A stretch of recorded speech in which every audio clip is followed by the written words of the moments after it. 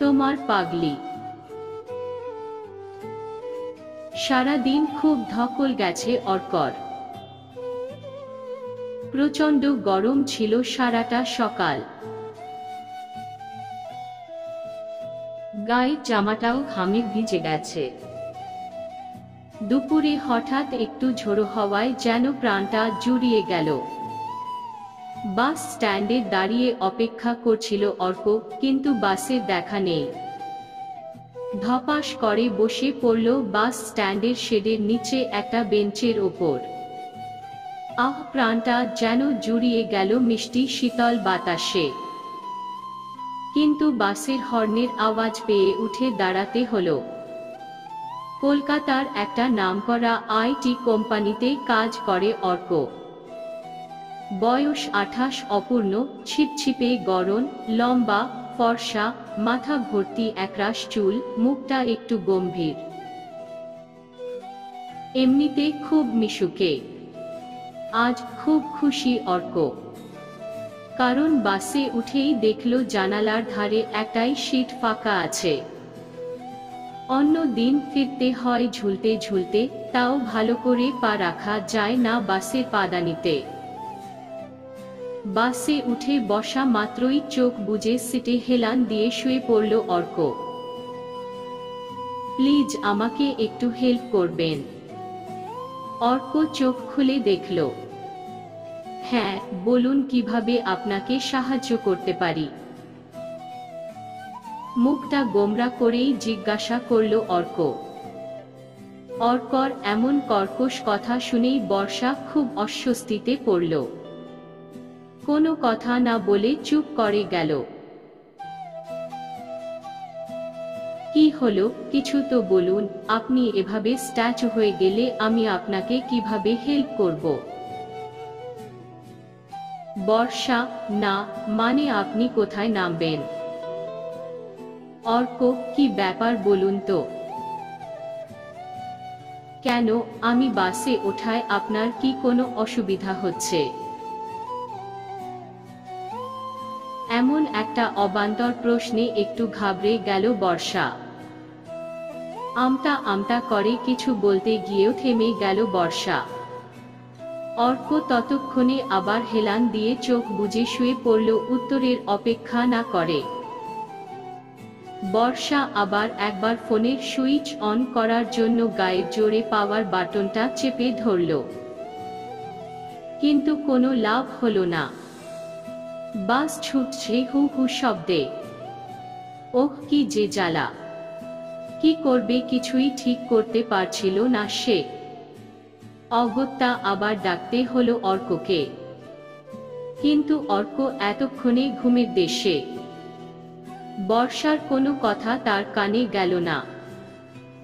বাধ্য হয়ে এবার বর্ষা অর্কর গায়ে জোরে একটা ধাক্কা দিল। আপনি কি বাড়িতে কোনোদিন ঘুমান না?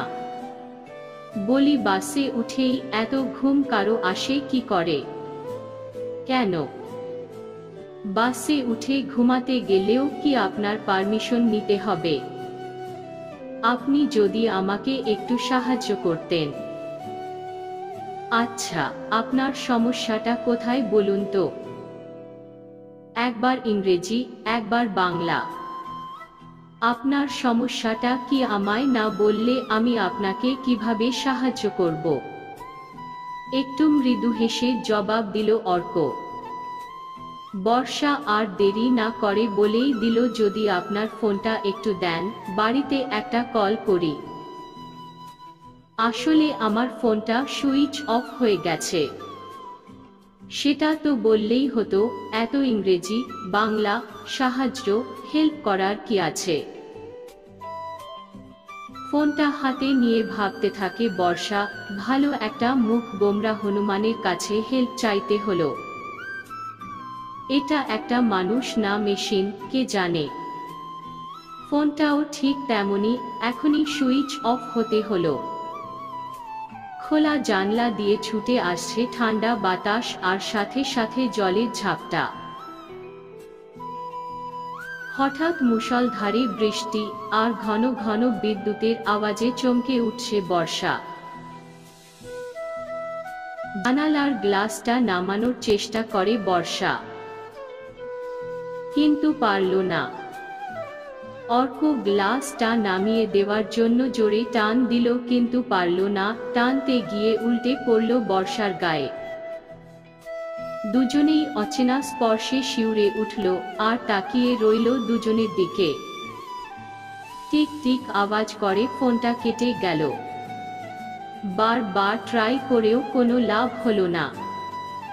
একটু রাগের সাথেই বর্ষা বলল, উফ, যত কিছু সব আমার সাথেই হয়। রাগ করে অর্কর হাতে ফিরিয়ে দেয় ফোনটা। আচ্ছা, আপনি কি বলতে পারবেন এখানে বি.এড কলেজটা কোথায়?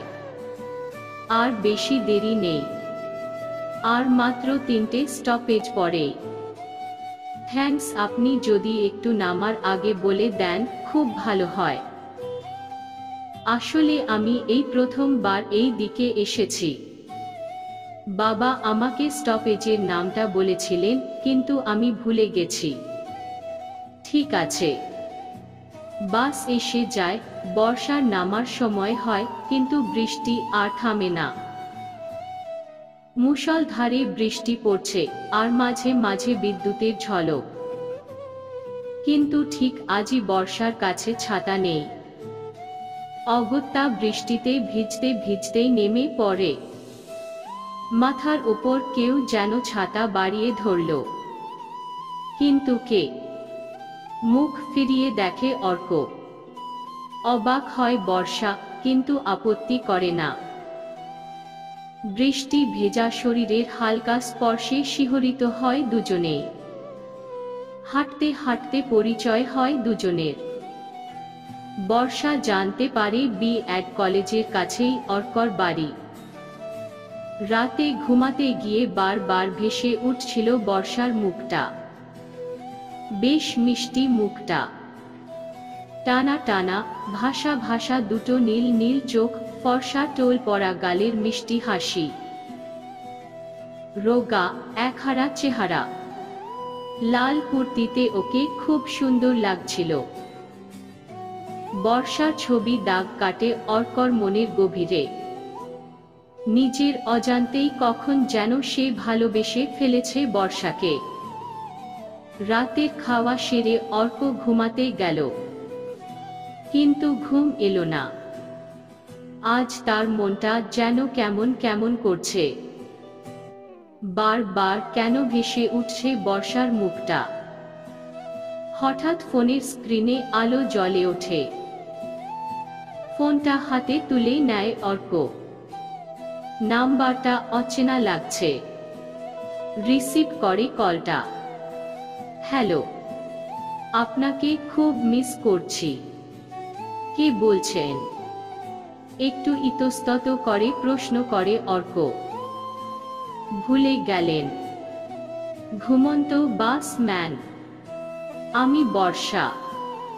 খুব মনে পড়ছে আপনার কথা।